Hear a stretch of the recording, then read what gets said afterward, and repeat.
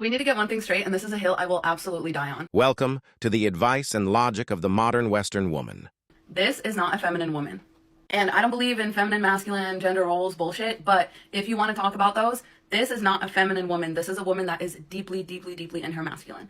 Deeply and unfortunately in her masculine. This woman is dressed for the male gaze. This woman is on a schedule. Cooking, cleaning, providing. This woman is disciplined. This woman is organized. This woman is goal-oriented. This is a masculine woman. This is a woman that's deeply in her masculine. She is totally correct, gentlemen. Only men should be organized, disciplined, have a schedule. The modern woman's idea of femininity is chaos, drama, and lack of accountability.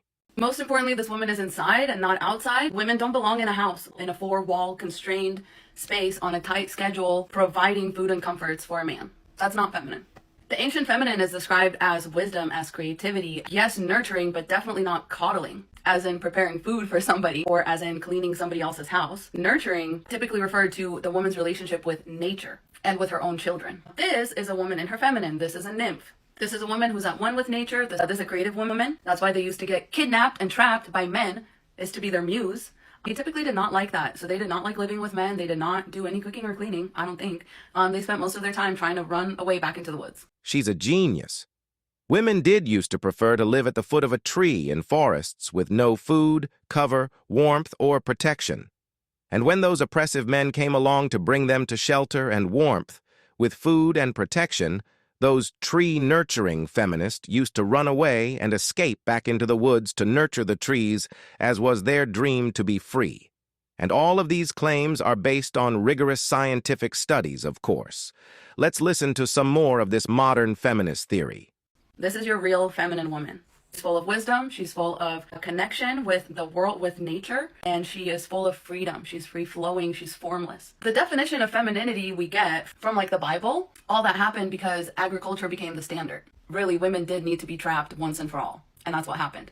But it didn't make women any more feminine. It made them more masculine. And that's why we live in such a scheduled, regimented, 4x4, walled off kind of world, is because there is not enough of the feminine principle out here. We are sorely missing it. I mean, I don't know if y'all remember 2020, there was a lot of people who now are like, I will never not work from home again. I will never again be constrained by this type of schedule, by having to go into the office, etc., etc. And you know who was most benefited by being able to work from home? Women. Women, because women are sorely missing part of their energy because they have been so forced to operate double time with men, doubling down on all the masculine principles. It just goes to show that women are not inherently feminine. Women can be just as masculine as men, right? Going to work, providing, staying on a schedule, staying organized, disciplined. Women have done all that and more, all while still performing femininity for men, because we don't get to have real femininity. We get to just perform it. But working from home definitely benefited women because that's how women work best. It obviously benefited women at the same time because a lot of the load at home falls on their shoulders, and working from home allows you to get that done in a less regimented, less scheduled type way, which is also the feminine principle, is doubly beneficial to women. The people calling for return to the office have mostly been male CEOs, and they have also been incredibly out of touch in addressing why people need to come back to the office and in the assumptions that they made about people working from home. That's because the masculine principle only sees things in terms of we need to organize, we need to observe, we need to constrain, we need to produce, control. And staying home on your husband's and your kids' schedule and sticking to that schedule and adhering to it and cooking and cleaning and doing all that, that should really be a man's job, because all of that requires regiment, requires discipline, requires scheduling, requires providing. Translation: everything requiring responsibility, provision, discipline is the man's job. A woman's job is only to be in her feminine and be free of any kind of accountability. A woman should not have to leave the home to work, yet 100% of household and family duties should be the man's responsibility. Let's listen to another one of these modern feminists and their modern demands. Why would he not waste your time? Aside from the fact that he should be a good human, which he clearly has shown that he's not, why would he not waste your time? Let's do a cost-benefit analysis. There is literally no cost for him.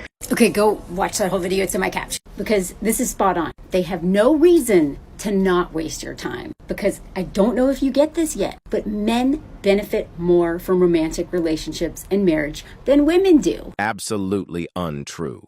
And on top of that, which one of you gentlemen is lining up to date this woman even without her demands? And I know that we've been told our whole life that, like, if we just get married, it's all bullshit. If you are not with a man who thinks of you as an equal partner, you will lose in these romantic relationships. So why would they not waste your time? One of the most eye-opening experiences of my life was writing this reported article for Harper's Bazaar. Because I kind of knew all this in theory, but interviewing woman after woman after woman, hearing what all she did for these men. They take and they take and they take. And you'll stick around. You'll stick around because we have been conditioned to expect nothing from these men and to give and give and give. And the most brilliant thing they've ever done was convince us that we should want to get married and that men don't want to get married. Are you kidding me? Why would they not want to get married? Other than cheating is going to make it harder for them to sleep with more than one person. And this is why one of the major things that I had to do to decenter men was to address my codependency. Now, I was raised in a family that absolutely set me up to be codependent, but under patriarchy, women are literally taught to be codependent. Do everything for men. Everything is about them and completely lose ourselves. We don't even know what we want. Now that's true. But at this age, an adult should know what they want. Yet it's the eternal have my cake and eat it too syndrome, or the always keep my options open ideology of modern women. Victim mentality. It's a tragedy at such an age. So please, for the love of God, stop waiting for them to just leave you alone, to release you, to set you free. Block these motherfuckers. Cut them off. Because if they're exploiting you now, you're not even married, you think it's going to get better once you get a ring on your finger? You're fucked. Do not give these men anything unless they have earned it. Because if they don't realize that you are fucking precious, a precious pearl, and that they are honored to have you in their life, stop giving them anything, especially your time. Gentlemen, even if she were, let's say, more aesthetically desirable, would you really want to come home to this every day after a hard day's work?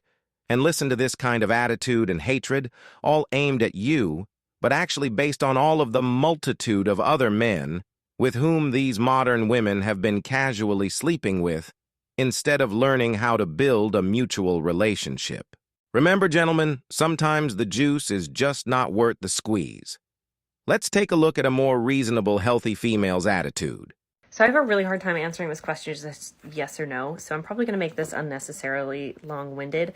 The short answer of it is, well, yes, I live like a trad wife. I'm a stay-at-home wife. I take care of all of the household duties, and I don't allow my husband to do the dishes, laundry, sweep, anything.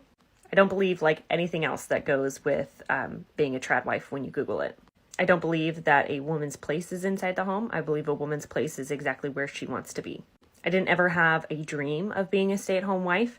When we were in Phoenix, we both worked full-time and we both took care of the household duties. We split them however they were split. So, you know, if I just noticed that dishes needed to be done, I would do them. If he noticed laundry needed to be done, he would do it.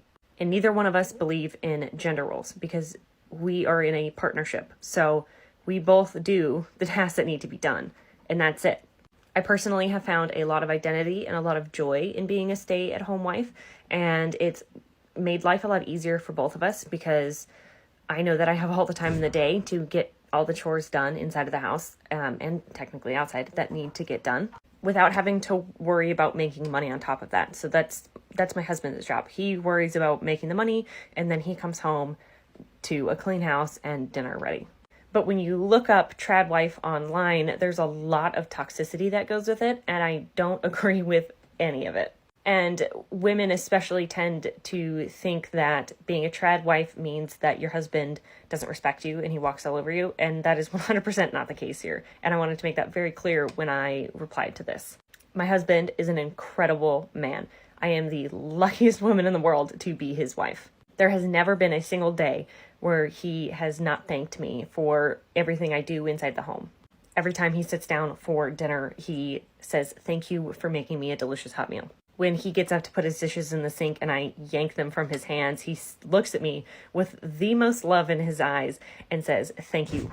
What my husband loves about me being a stay-at-home wife is that he doesn't have to worry about me driving to work every single day and the potential of me getting into an accident. But outside of that, he was never like, you need to be a stay-at-home wife. I need a stay-at-home wife. So eventually that's what we're going to do is, only I'm going to work and you're going to be a stay-at-home wife and you're going to take care of everything. it just kind of happened to fall that way, where he needed to get a job outside the home, and I wasn't comfortable with working outside of the home because we had just moved to a brand new state. If I really wanted to get a job, a full-time job, there's no issue for either one of us. I could go get a full-time job. But for both of us, like I said, it's far easier for me to stay at home and take care of everything while he goes and makes the money, especially because we don't need two incomes to live.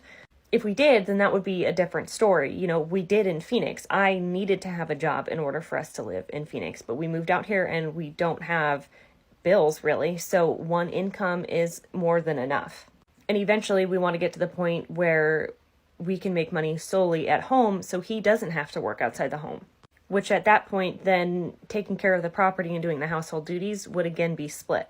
But I could not imagine asking my husband, getting home from a 12-hour workday, working 6 days a week, to lift a single finger when it's completely unnecessary for him to do so.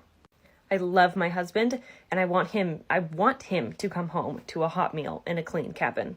That's why I do what I do inside the home, and that's why I don't let him put his dishes in the sink, and I don't let him do dishes or the laundry, because I love him and I want to take care of him, because he in turn is taking care of me by working outside of the home and making our money. So that's my extremely long-winded answer to whether or not I consider myself a trad wife. And there we have it. Things really don't need to be as complicated as the modern Western women try to make out. All it takes is a bit of mutual respect, teamwork, and communication, something many modern women unfortunately lack. Watch out for these kinds of red flags. And remember, stay strong and live with purpose. Lord, give me a sign.